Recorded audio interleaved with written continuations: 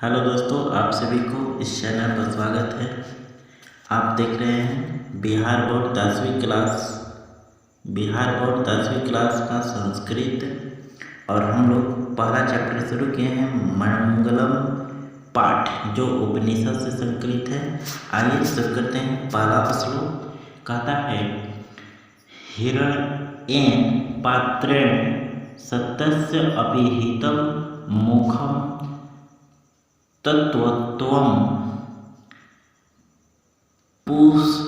पूषन् अपावीडु सत्य धर्माय दृश्यते। इसका मतलब हिंदी हुआ, आपको हिंदी भी दिख रहा होगा। इसका अर्थ क्या होगा? तो इसका अर्थ होगा, हे प्रभु, हे ईश्वर, सत्य का मुख सोने जैसे पात्र से ढका हुआ है, इसलिए सत्य धर्म की प्राप्ति के लिए मन से मोह माया को त्याग कर दे, तभी सत्य की प्राप्ति होगी। ठीक है, आगे दूसरा श्लोक को देखते हैं। दूसरा श्लोक कहता है, अड़ो अड़ियान महतः मह्यान आत्मतस्य जन्तुः निहितः गुह्याम तम करन्तु पश्यति वीतो शोके धातु प्रसा दान माहि मान मातमन। इसका हिंदी क्या होगा बच्चा लोग? इसका अर्थ होगा, जीवों के हृदय रूपी गुफा में अणु से भी सूक्ष्म, महान से महान यह आत्मा विद्यमान रहती है। उस परम सत्य के दर्शन मात्र से जीव शोक रहित होकर परमात्मा एकाकार हो जाता है। ठीक है, आइए तीसरा श्लोक को पढ़ें। तीसरा क्या कहता है?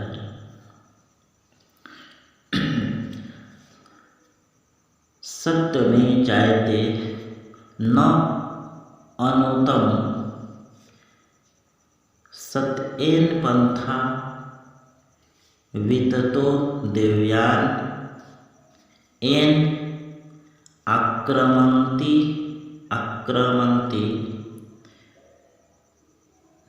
ऋष्य।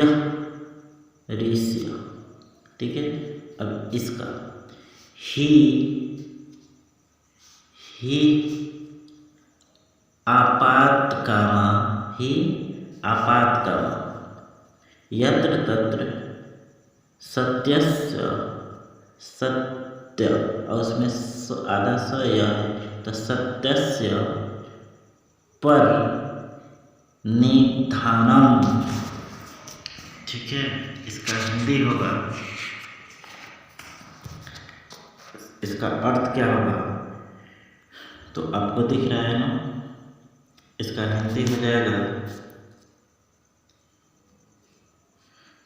सत्य की ही जीत होती है, सत्य की ही जीत होती है, झूठ की नहीं।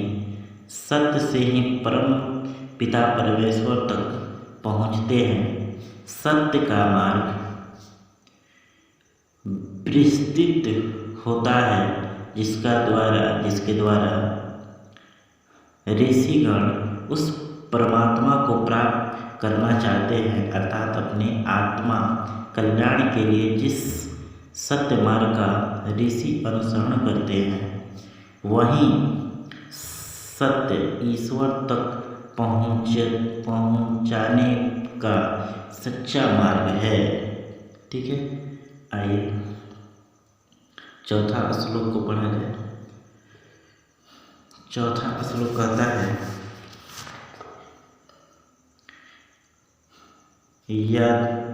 यथा नधा न था। ठीक है, आप किताब लेकर भी पढ़ेंगे। ठीक है, अस्यंद माना समुद्रे। ठीक है, उसके बाद अस्तम गच्छन्ति नाम रूपे विहाय तथा विद्वान नाम रूप पाद विमुक्त परातरम तरम। ठीक है, परातरम पुरुषम उप एति दिव्यम। इसका हिंदी होगा बच्चा लोग। इसका हिंदी यहाँ पर देख सकते हैं।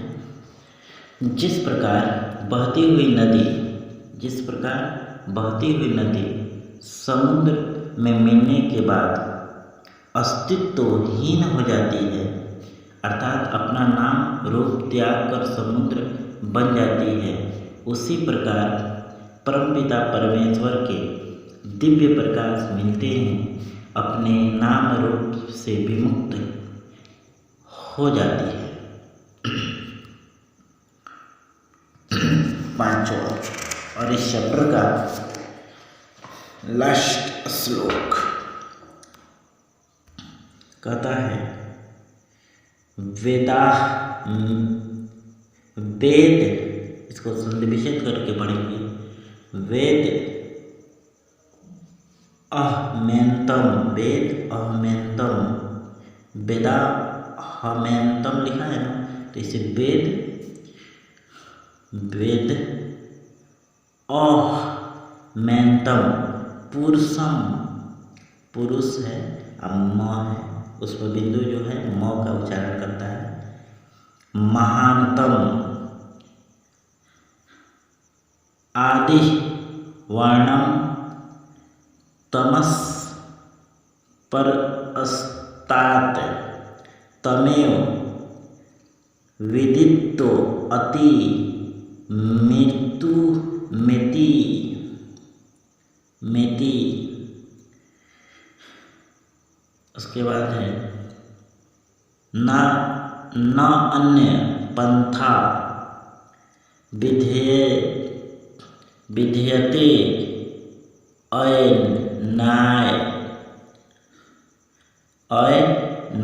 ऐसे लिखेंगे अयनाय। ठीक है, इसका संधि विच्छेद क्या होगा, तो विधेयते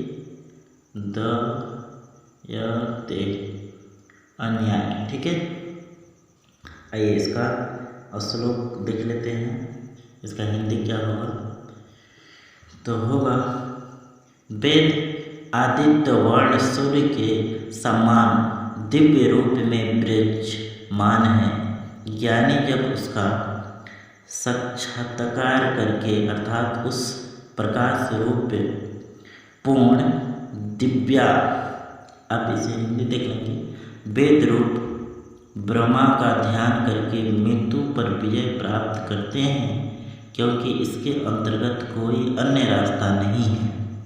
ठीक है, तो इस प्रकार आपका श्लोक का जो हिंदी था, पांचों श्लोक का हिंदी हम लोग ने देख लिया।